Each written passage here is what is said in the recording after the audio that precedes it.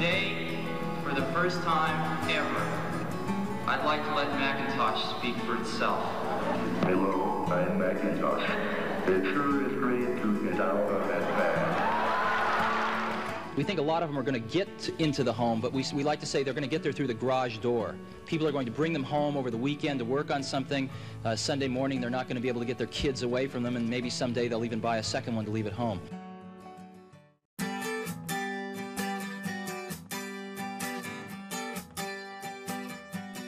The strangest thing about Apple is it hasn't had a good consumer product. Here's one of the best consumer brands in the world, and they haven't had a compelling product under $2,000. And the one we introduced today, the iMac, is incredibly sweet. So I think it's going to make a big difference.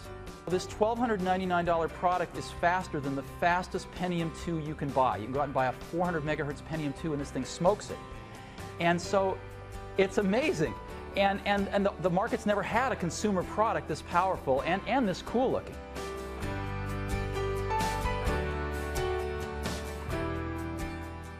What is iPod?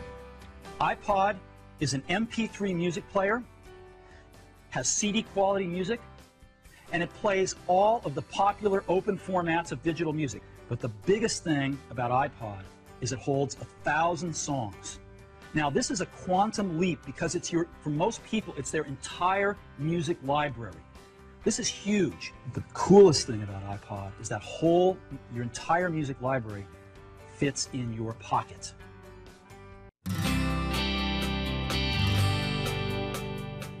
I've got a pocket right here. Now this pocket's been the one that your iPod's gone in, traditionally. The iPod and the iPod mini fit great in there. You ever wonder what this pocket's for? I've always wondered that. Well, now we know, because this is the new iPod mini.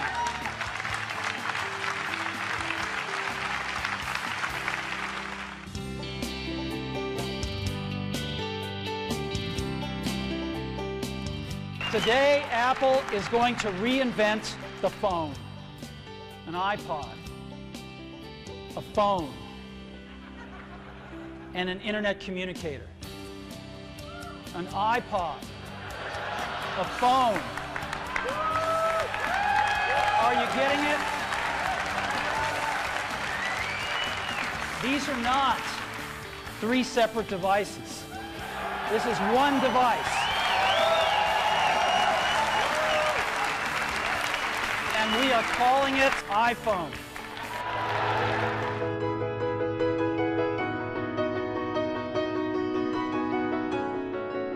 And the question has arisen lately, is there room for a third category of device in the middle? Something that's between a laptop and a smartphone. And of course, we've pondered this question for years as well. The bar is pretty high. In order to really create a new category of devices, those devices are going to have to be far better at doing some key tasks. And we call it the iPad. And what this device does is extraordinary. You can browse the web with it. It is the best browsing experience you've ever had. It's phenomenal to see a whole web page right in front of you and you can manipulate with your fingers. It's unbelievably great. Way better than a laptop. Way better than a smartphone.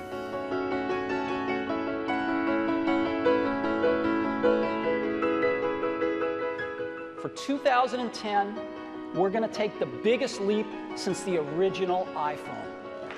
And so today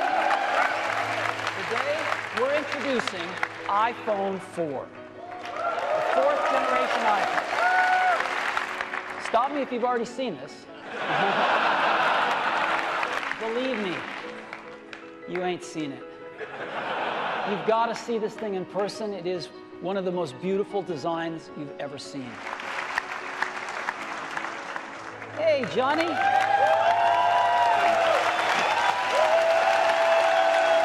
I grew up here in the U.S. with the Jetsons and with Star Trek and communicators, and just dreaming about this, dreaming about video calling, and it's real now.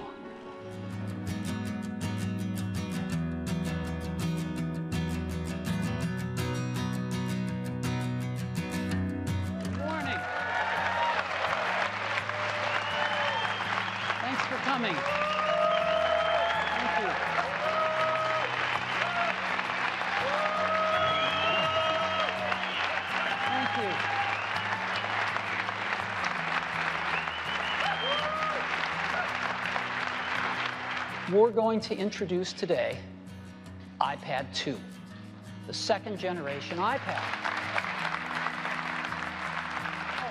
It is an all-new design. It is not a tweaked design. It's not got marginal improvements. It's a completely new design. And the first thing is, it's dramatically faster.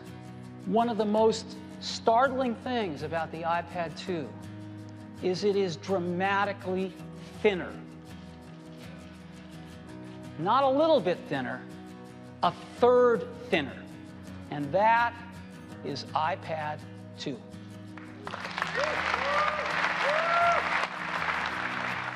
As always, I'd also like to thank everyone's families, because they support us and let us do what we love to do.